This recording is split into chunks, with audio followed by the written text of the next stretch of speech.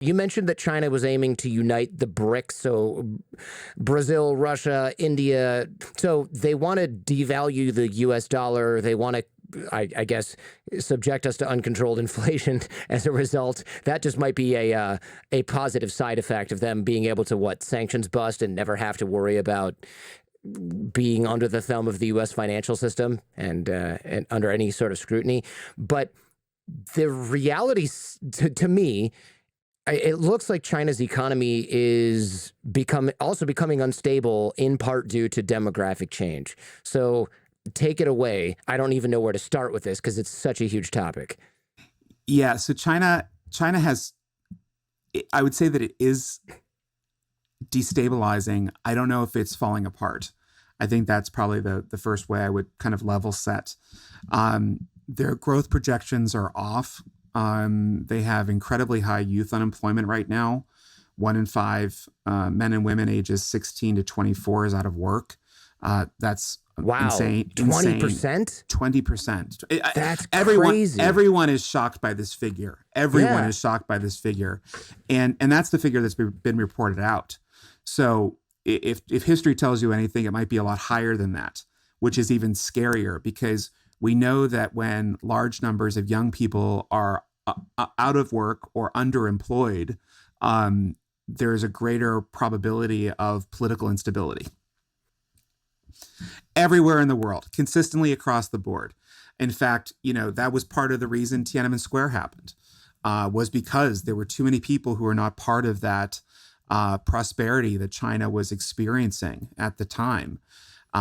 China level set, made some adjustments. Prosperity was extended to a larger number of people. But I think that that's creeping back again. You have in economic parlance what we call the working age population. And for those people who don't know what it is, it's people ages 16 to 64. 65 is a traditional cutoff when people retire. And I say traditional, meaning that's been around since about, the early 1900s, essentially since the advent of national pension schemes and Social Security in this country. 65 is the retirement age. So that 16 to 64 number is what people really zero in on. How many people are in that group and how many of them are working? To have the 16 to 24 at such a high unemployment rate is problematic. But overall, this group, this population of 16 to 64s in China is actually contracting. What's growing exponentially in China at this time is people over the age of 65, because like other developed nations, China's been really successful at extending life expectancy. So life expectancy in China is pushing 81 right now. And just to go back, life expectancy in the United States today is about 76. So China is outperforming the United States on life expectancy now. That to me is kind of shocking, but that's the world we're in. Well, get this, Jordan.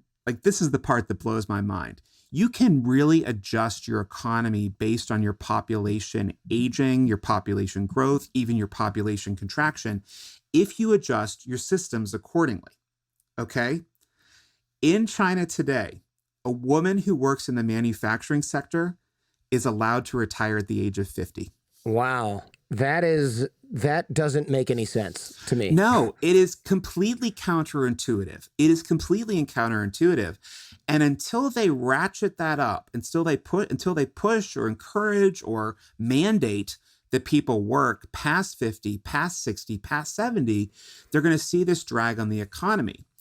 The other challenge that China is facing right now is because these labor costs are going up across the board, they're starting to transition at the same time out of a manufacturing society, primarily manufacturing, and into a service sector economy.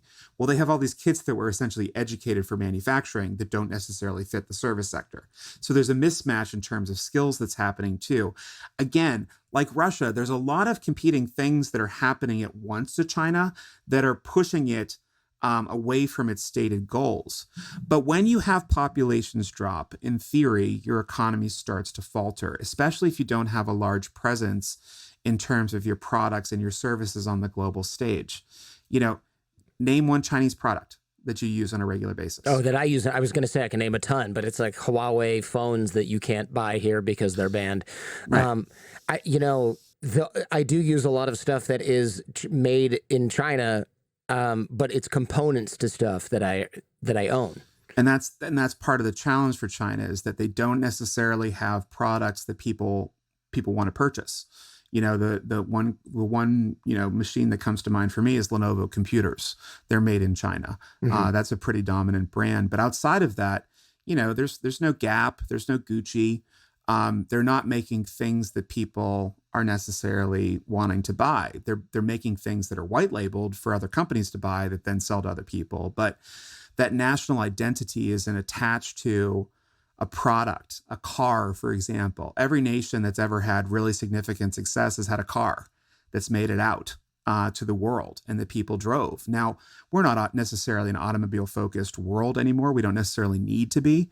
But that was a trajectory for most nations for at least the past 100 years. Yeah, there's no, you will not find a Chinese car in most other countries. I mean, maybe there's some in Africa or something like that, but even most Chinese people that I know who live in China don't want to buy Chinese cars.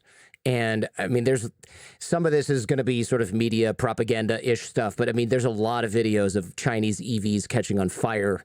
And there's a lot of people that I know who, again, live in China, and their goal is to buy a foreign car because Chinese cars are seen as unreliable, even by the domestic population. So yeah, the idea that they could export that is unlikely. It's certainly not going to be a luxury export. It's going to be like people in Sierra Leone buy Chinese cars because otherwise they can't get anything. It's going to be something like that. Yeah, and I think that's probably where China has made a very smart geopolitical, geoeconomic move, is that they've made significant investments into sub-Saharan Africa, essentially creating a market for Chinese goods in a place where there weren't good access to goods in the first place.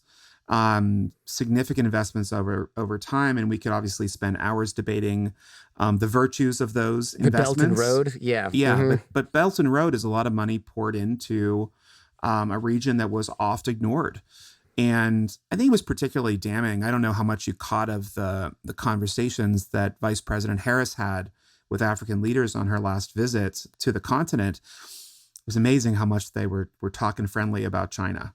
I'm sure. And that's a long-term investment that China's made in that region. It also happens to be, Jordan, the one region that has the high birth rates, that has the significant growth in population. It will fuel global population growth. Sub-Saharan Africa, into India, Afghanistan, Pakistan. That's the region, even Iran, that's the region where population growth will happen for the next 20 to 40 years. The problem that China has, one of the problems that China seems to have, I should say, is they don't have massive amounts of immigration. Like, yeah, you can find Africans working in China. You can find expats working in China.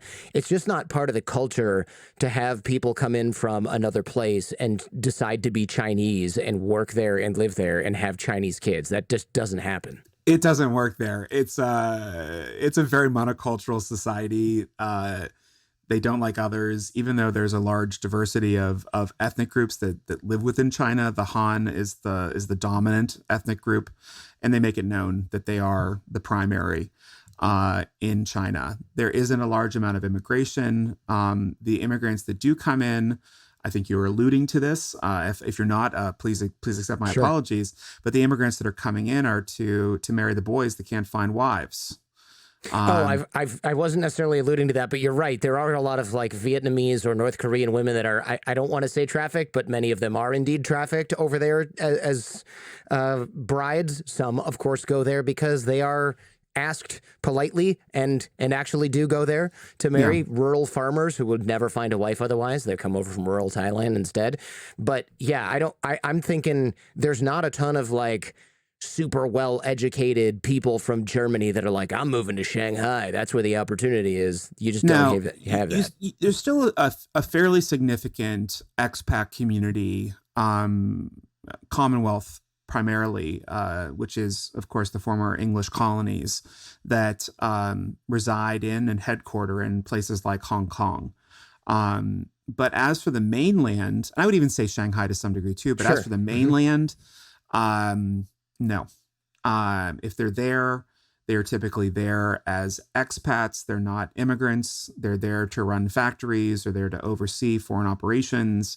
They are not sticking around. They are not putting down roots, and they are not diversifying the nation in any way. It's a significantly different culture than ours. In fact, China probably is more reminiscent of Japan in terms of its attitude towards immigrants than anywhere else in the world. And that attitude is, you're never going to be Chinese, you're never going to be Japanese. You can come here and work, but you can't necessarily stay. And even if you marry somebody local, you're still a white dude or a black dude or whatever. It's blood law. It's blood law, plain and simple. Like, if you have Japanese blood, you're Japanese. If you're mixed in any way, you're not. This is the same type of attitude the Germans had during the Second World War, and we put that to bed for the most part, certainly across Europe. But these attitudes of being truly Chinese still exist today. The relationship between China and North Korea, it's very complex. It goes back a long, long way. Basically, China has protected the DPRK, aka North Korea, in various ways since its foundation, along with the Soviet Union. And essentially, let me know if you think I'm wrong here, without that protection and support, it just wouldn't have survived. I mean, this would be something that disintegrated probably in the 80s or the 90s. Yeah, I mean, North Korea is so clever about making itself sort of impossible to deal with. For China, they don't want the possibility for a second that this little country right on its border, could turn its nuclear weapons facing China. I mean, it's like right next door, obviously. And on the other hand, China also kind of likes having a little buffer between South Korea, which is full of American soldiers, and China, and so it's an interesting problem. I mean, China doesn't really look at it as a human rights thing ever. It's really, and for example, if you escape North Korea into China, you're never possibly an asylum seeker. You're only an economic migrant who illegally entered the country, and you're always sent back. There's no second possibility for you, So they really have had a kind of ultra kind of pragmatic / cynical point of view for North Korea, and they seem kind of willing to let it continue the way it is. Do you think they're more afraid of North Koreans' nukes, or are they more afraid of a refugee crisis on the border if things collapse? Because, I mean, I think everybody knows that if they tried to attack China, the whole country would end up glass in the next few hours. I think they're more worried that 24 million North Koreans are going to wander into China looking for work. Yeah, that's definitely, it must be a huge part of it as well. But again, it just kind of goes back to the point of North Korea is impossible to deal with, so you might as well just kind of keep kicking the can down the road, But that relationship does seem to be changing a little bit, even if it's subtle and even if it's very slow. My sense is that China seems more impatient with the DPRK these days than it has in the past. I'm sure behind the scenes, they're basically telling North Korean leadership, hey, this is what you can get away with. This is what you definitely can get away with. Here's what we'll put up with as an ally, even if it's not, in so many words. I think they're saying that. So do you have a sense of what the limit of China's support for the DPRK actually is? Like, what's the red line, so to speak, for China when it comes to North Korea? I mean, I think if North Korea were to attack another country, I think it would be a kind of an unbearable risk to have North Korea continue that way. But in general, I don't think that North Korea actually takes a lot of orders from China. I mean, I know they're trying to balance things, but North Korea is pretty good at handling superpowers because they can do things that nobody else would do. That's their kind of special ability. That's what gives them the special ability to persist is having these tools that nobody else would ever do. And part of that is looking crazy all the time. This idea that North Korea's leaders are crazy and they're ready to like press the button at any time. It's actually probably largely a kind of purposeful display that they want people to think that, because it increases their ability in all these negotiations. Xi Jinping, he concentrated his power got rid of a lot of his rivals. There were different factions in government that looked like they were maybe keeping others in check. Those are gone now. So he's got bigger unchecked power, which makes the regime, the country, more flexible, able to make decisions faster. But it also, whenever you have the ability to make a decision without anybody calling it into question or saying, hey, maybe that's a bad idea, you've got worse information coming to the top, which makes your mistakes bigger and faster. And we see that all the time with dictators. I mean, this Putin is a classic example. He probably had no idea that his tanks were full of egg crate carton whatever instead of armor, and that his missiles from his airplanes weren't going to fire because the guy making the propellant poured vodka in there instead of whatever was supposed to be in there, right? I mean, and I'm joking, but I'm also not joking. But you're not joking. It's that bad, right? Yeah, it's that bad. The Russian military is falling apart. China, of course, has for the last 40 years confounded many in the West precisely because they have been able to develop world-class technologies and companies and even beat the United States in many core areas, not just from stealing stuff. There's been plenty of that, but also from educating people, also from working really hard, also from learning from companies that are world-class and applying those lessons to Chinese corporations. So it's an authoritarian state, but it also has a fairly robust private sector. And the question is, under Xi Jinping, consolidating all that power and not with technocrats giving him counter information, will that persist? Or will we start to see some of the big mistakes that the Russians have been making? Because, of course, when we saw them move from zero COVID to maximum COVID almost overnight, they did not execute well on that plan. Local officials did not know that was coming. The hospitals weren't ready. And that showed poor execution that historically, the last 10, 20 years, the Chinese Communist Party would have done a better job at. Sure. And how much of that is directly on Xi's shoulders, and who the hell in the Chinese Communist Party is going to have the stones to tell him that? Right?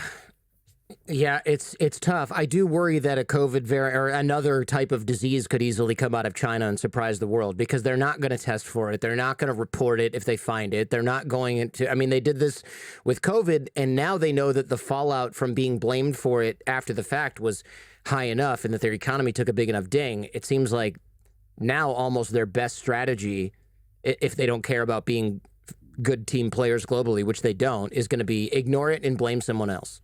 I mean, certainly we saw a complete unwillingness to work with the World Health Organization. They treated them as patsies that they had influence over because they were writing checks. They refused to allow a free and open investigation by the WHO.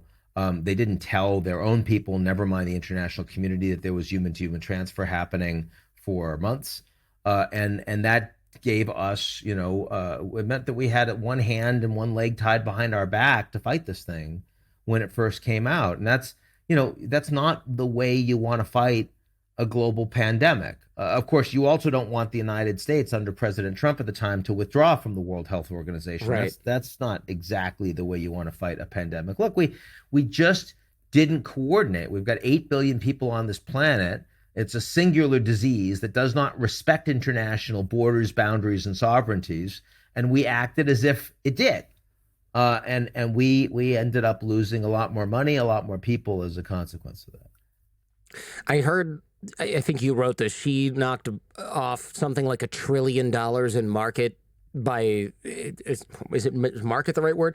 Knocked off $1 trillion from the Chinese market or the global market by messing with large Chinese companies, separating them, scaring international investors away through mercurial policy decisions. That's a huge, huge amount of money. It's hard to overstate that. Yeah, there's definitely now a charm offensive going on post zero COVID, where the Chinese, they're not meeting with the U.S. Secretary of Defense, but they are meeting with the Secretary of Commerce. That's a very clear message. They're going and they're meeting a lot of CEOs. Jamie Dimon from JP Morgan just went through. Elon Musk from Tesla just went through, talking to the Europeans, and very large numbers saying we are open for business. And that is a message that most of the business community still wants to hear. Why? Because the Chinese economy is expected to be the largest in the world by 2030. And a lot of people still want to have a lot of exposure to that market. But people are more cautious than they were. Businesses are more cautious. They're more cautious in part because the United States is politicizing the relationship, Democrats and Republicans, export controls on semiconductors, saying we need to nearshore and friendshore on critical minerals, for example, and the Inflation Reduction Act, all of these things, but also because Xi Jinping and China are making it harder for companies to understand what kind of risk they're taking by investing on the ground in China, and whether those rules and regulations will suddenly change. And, suddenly a group of raids into a consulting firm or Bain Capital or others taken by the Chinese government, that'll chill your day as a Western corporation. And so definitely, that charm offensive notwithstanding, I know a lot of Western CEOs that are saying, I think I want to be more cautious about how much more money I want to put into China. I'm not going to take everything out, but I'm not sure that this is a big safe bet that I want to be making going forward. Yeah, I think that's an interesting development and possibly a good one, because it does put the CCP on note, or Xi Jinping at least on notice, that you're not the only game in town. India is a good place to manufacture things. Vietnam's a good place to manufacture things. Maybe we spread it out a little bit, which gives them less leverage, which typically makes dictators at least think a little bit about what they're doing, rather than just strong-arming everybody. I guess time will tell. Behave better. Look, India is going to grow at 7+% this year, by far the fastest growing major economy in the world. After decades of U.S. tech companies paying no attention to India, you've got Apple on the ground, Amazon on the ground, Cisco on the ground. You've got all these big Microsoft, these big tech companies that are betting substantially on India. And that is money that would have gone into China 5 years ago or 10 years ago in the case of most of those corporations. So I think definitely that makes the Chinese want to be more competitive. It also makes them want to be more effective for those companies. But at the same time, there is a level of, the term of art now is de-risking, where you're taking out some of the critical U.S. and other investments into China that makes the Chinese say, well, we need to invest in all of this just for ourselves. Right. And right. if you don't do business with each other and you don't have that level of interdependence and you don't care about each other as much, you might be more willing to put sanctions on, right? It was so easy for the U.S. to put sanctions on Russia because the U.S. wasn't doing business with Russia. China, it's a lot harder. So interdependence, you don't want to suddenly get rid of interdependence between the two countries, because that also creates danger. Right. Yeah, that does make sense. Right now, you see stability, well, at least, we'll talk about Taiwan, I guess, in a bit, but you see stability here because, as much as the rhetoric says, we're going to militarily retake Taiwan and they're launching missiles into the sea and killing a bunch of fish, at the end of the day, it's like, how bad do I want this? Do I want the entire economy of China to go into the toilet? Maybe not yet. Maybe I'll just bluster more on national TV instead of actually invading. And that might be why we don't see a war or conflict over Taiwan yet, because he doesn't want the economy to immediately implode. But as the de-risking happens on both sides, that becomes a little bit less of a danger. Let's discuss AI and social media. I know AI is trending and people are probably rolling their eyes right now, but it's not just AI. It's actually AI plus other tech that is risk number 3. Can you speak to that a little bit? Yeah, it's the first time that we used AI to write the title of the risk. We used ChatGPT. It came weapons of mass disruption. And this is the idea that there are these significant risks that were not on the geopolitical stage before, because of the role that advanced disruptive technologies led by AI create. There are 4 areas of risk specifically that I would focus on. The first is disinformation, where increasingly human beings cannot distinguish between a bot and another person. That's already largely true with text and conversations. It will soon be true for videos and audio recordings. And you can just imagine, we already saw this fake photograph of AI generated an explosion outside the Pentagon that took $500 billion off of the S&P in 30 minutes. And then I it did bounced. not. I didn't even hear about that. Oh, that's at all. recently happened, and it was Oh my it is gosh. a big deal, right? And it was anyone that paid attention, that looked closely at it, would have known it was a fake. That wouldn't be true in another 6 months. But Wow. that didn't stop it from going viral and making people panic, and a lot of establishment media actually running with the story. So that and same thing is true with faking information around elections, faking information around market movers, all these sorts of things. Secondly, is proliferation, the fact that increasingly these tools are in the hands of just about anybody. It's not just a couple big governments. It's not just a few large technology companies. It's anyone that has access to a laptop with a little bit of coding savvy. So hundreds of thousands, soon millions of people that will be able to tinker or destroy using these tools. And some of these tools are about disinformation. Some of these tools are about releasing really bad malware through coding that you can have Sure. AI do, or through constructing your own smallpox virus, which today over 100 people have the technology and the knowledge to do. And through AI, that's going to expand exponentially. A third is the displacement risk. It's just how quickly people will see their jobs go away because of AI tools that are replacing their talent space. Now, I am certain that many, many, many other jobs will be created from working with AI and the productivity that comes, but you still need to retool those people. And if you don't, they become very angry. We saw that happening with free trade, and we saw that happening with robotics and automation. This is much bigger, much faster. And then finally, and the one that people don't talk about, and the one that I really am very concerned about, is replacement of human to human interaction with human to bot interaction, taking social animals and making them into antisocial animals, which I see happening very quickly. It's deeply addictive. It's something that is very aligned with the business models of these social media companies. And the governments have shown no inclination so far to try to constrain or contain.